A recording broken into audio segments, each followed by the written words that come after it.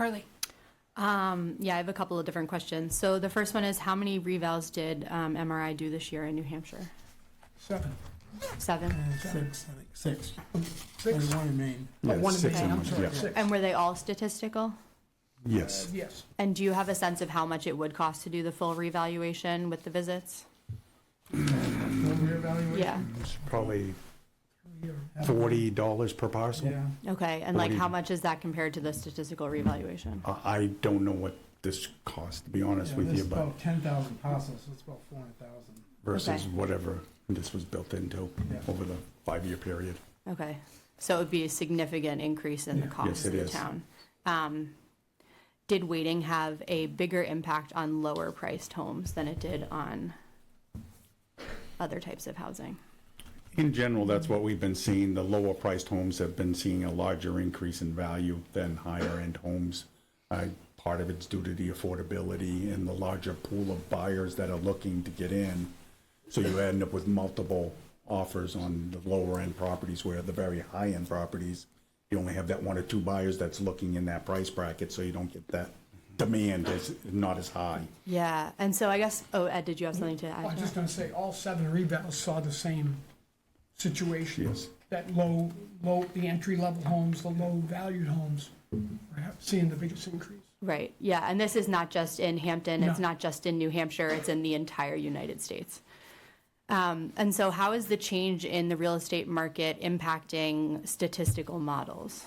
Like, does the statistical model take into account the changes in the real estate market and the ways in which they are unprecedented?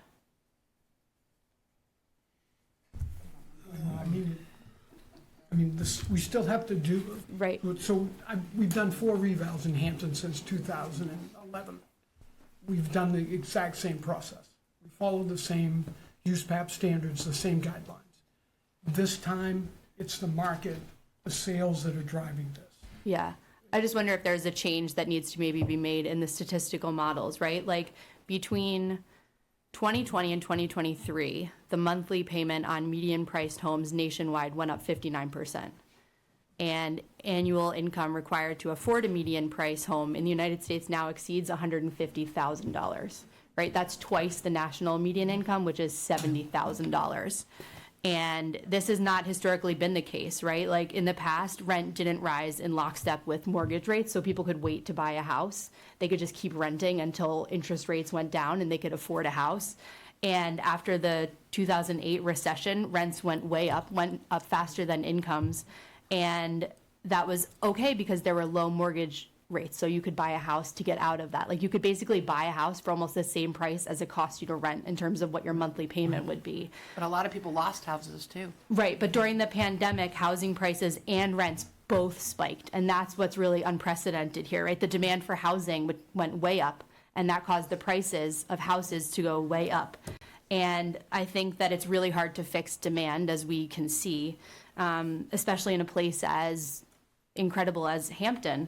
And it seems like when we have this robust demand confronting an inelastic supply, we're creating this affordability problem, which is the one that people are testifying to so clearly here.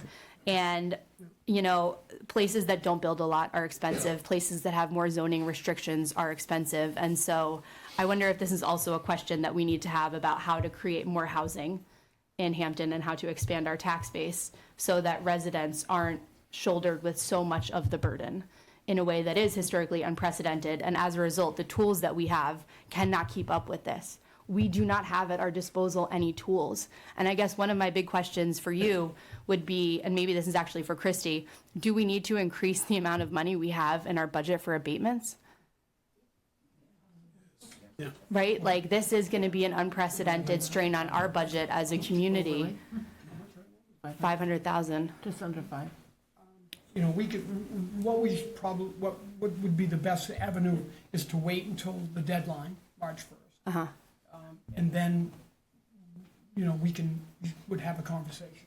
Yeah. That if it's maybe necessary. But I also really want to point people to the select board meetings in 2021, where the question was on the table for this board to consider. I was not on the board at the time, whether or not to do a revaluation in 2022. And Mr. Tinker advocated very strongly for doing a revaluation because he said if we waited until 2024, there would be an enormous sticker shock, right? And it would be really upsetting to the residents in this town.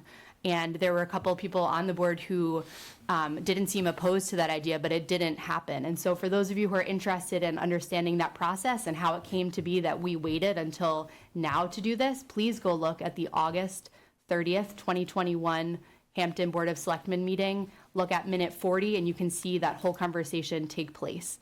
And I mean, the other meeting that might be relevant for people who are looking for more information about how this happened would be to go back to the July 23rd, 2023 Hampton Select Board meeting, where they decided to pursue the revaluation this year. We were up against a constitutional limit, and so we had to do the revaluation. And it's unfortunate because you were absolutely right. Waiting cost us a lot of money.